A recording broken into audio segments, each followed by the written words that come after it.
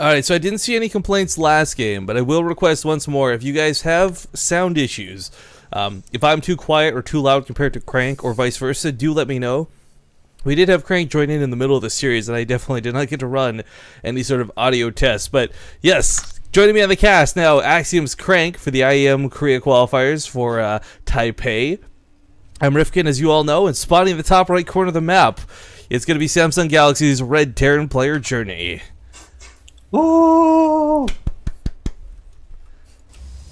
And Crank, let's hear that intro, man. You can do it. I believe. Here is top left. Blue Protoss. Samsung Khan emotion. Woo. Woo! Actually, let me ask you about that, because I know this was a point of debate in the past. Is this Samsung Khan still? I thought it was just Samsung Galaxy now. Oh, maybe you're right, because I don't really care their team name. Yeah, they're not Axiom, who cares, right? Whatever. Maybe you're right, yeah. Or some Samsung Galaxy Khan or whatever. I know it was Samsung Galaxy Con for a while, then I thought they dropped the Con. But you're not the first person who said Con recently, so I don't know if they picked it up again, which was... Actually, I was asking, because I wasn't quite sure, but... Whatever the case may be, both these guys are on the same team, and it really sucks to have to fight your teammate, like, first game, first best of 3, in what is this, 128-man bracket? Like, it's in a round of 128, what are the odds you get your teammate as your first opponent? I actually played sometimes with against my teammates in Qualifier or tournament, but it's okay. Like it's okay. It's better to face in first round or second round, not like final round or something like that. I actually lost against Ryung at final round of Qualifier like 3 years ago. He beat me and then he went to UK and I just stayed in house, so I was so sad. But yeah, that's my fault. But it's better to play just the first round if we have to face each other. Fair point. Let me ask you this then, to take it one step further. On Axiom, and maybe you don't want to answer this, but who do you think you could probably beat the easiest? Easiest? Yeah, like who would you win against every time? You can't say Oli Moly. Oh yeah, I shouldn't say. I think I like to play against Impact. Really? Impact is talented, but sometimes he's so dumb. Oh. Yeah, Okay. you came to chat threatening to spank him the other night when he was playing. Yeah. That was some rough stuff.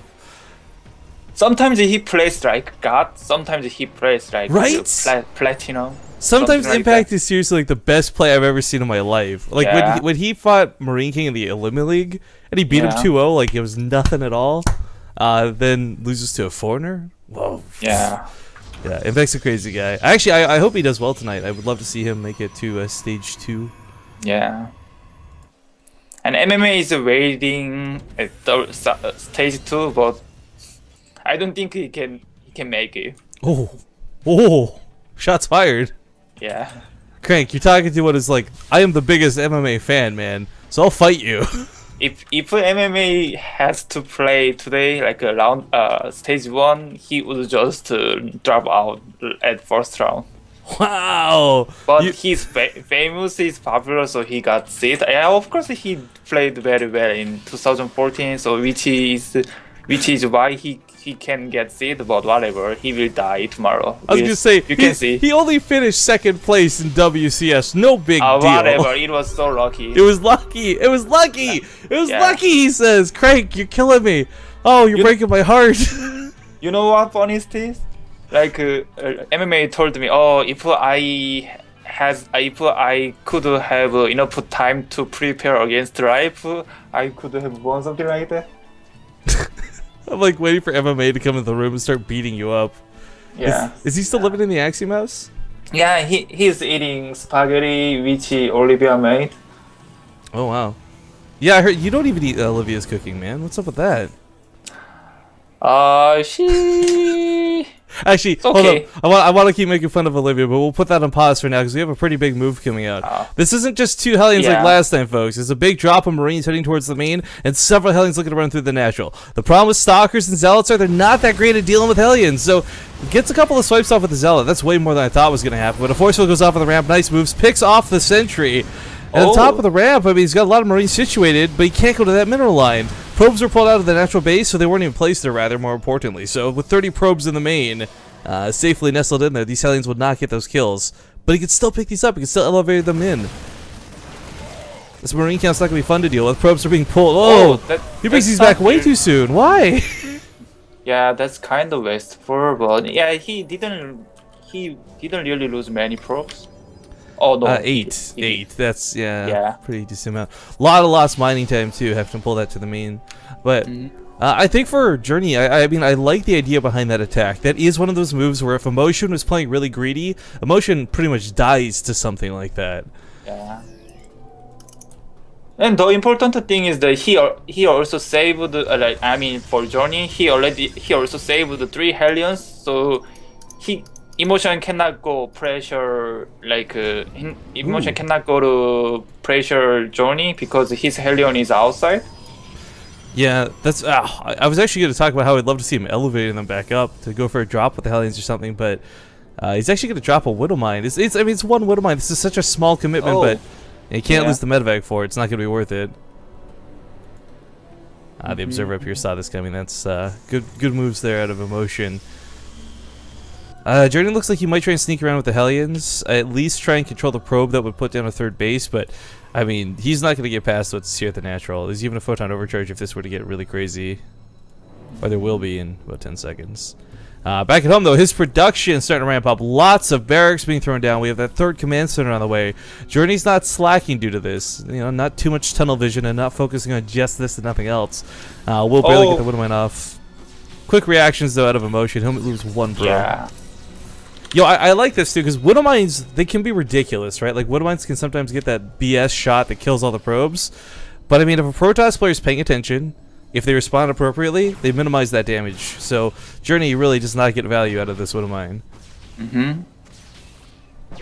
Yeah, Journey is playing just exactly like he just did. Like 5 barracks and the 3rd command center and 2 support to make 4 Vikings at the same time. Well, I mean, we also have a lot heavier Widow Mine production this time. We didn't really see any Widow Mines last game. Really ghost dependent with EMPs. I think he made about 2 Widow Mines, but this time making a couple more. I kind of like this move. Widow Mines are really good at getting rid of Zealots, but the pressure is on. He starts dropping inside the main base. Lots of Marines, lots of Marauders. Yeah, this is a huge damage. Yeah. The Photon Overcharge will push this back for now. The Colossus is exposed, though. He's got to be careful. He gets still on top of that. Instead picks up and gets out of there. Now you are like researching Blink and then making Colossus and then upgrading for your army, right? So which means you shouldn't lose your army which needs gas. But he lost 3 Stalkers without doing nothing. So without doing anything. So which means he would do it. He cannot make High Templar in time when Johnny tried to attack him with a bunch of Viking. Just a side note, guys, I've read chat now. There's a 3-minute delay on stream. I have turned my mic down a little bit. Hopefully it sounds a bit better. As I said, we just kind of had Crank join us in the middle of the series, so we didn't test anything ourselves. So thank you guys for your input. Mothership Warrior is going to get sniped off by the Vikings. A little bit sad to see. Emotion's third base is going to go down with no opposition. This is, I mean, with the way Game 1 went, I thought Journey was so screwed in this series, to be honest. Like, Emotion just had his number. It looked awkward. Some Terran players just flop versus Protoss, but he's really turned this around. In Game 3, he's got all the power. There's a couple of Colossus in play, but, I mean, Widow Mines are down. Vikings are on the front lines. Stalker's waiting for that shot. Blinks aside. Nice moves out of Emotion. Personally, there was no reason to expand there for Emotion. That placement was so dangerous. This whole engagement's gonna be dangerous no matter how you look at it. I mean, the Colossus come in before extended thermal lance is done, so they're right in the range of the Marauders. They're right in the range of the Vikings. He will take out the first Colossus fairly easily. About breaking the rest, not so much. So Helion is still there. Yeah, I didn't realize those Hellions lived from earlier in the game. One of them will get picked off, but we'll see if this guy can live for much longer. He does have an armor, I believe. Yeah, so we can actually make a hellbed out of it if he wants. There we go. Hey, speak of the devil. Oh, hellbed. Cool. If he picks off that observer, these Widow Mines, of course, are going to be safe and sound, but a lot easier said than done. He knew he had to make a high temper, like a researching stone, but he doesn't have. He couldn't make enough Colossus to hold against this push because he lost some stalkers, some prob in the beginning. Yeah. Which is why he is really far behind now. Well, for Journey's army supply, it is looking quite nice, a bit above his opponent, but I mean, if Storm comes out, if he can get a good engagement with Colossus, it's not like Emotion can't fight Journey. But Journey's got map control right now, and what I really like out of this is he decides to expand. Taking a command center, like, on location, you can almost never do this versus Protoss. Yeah.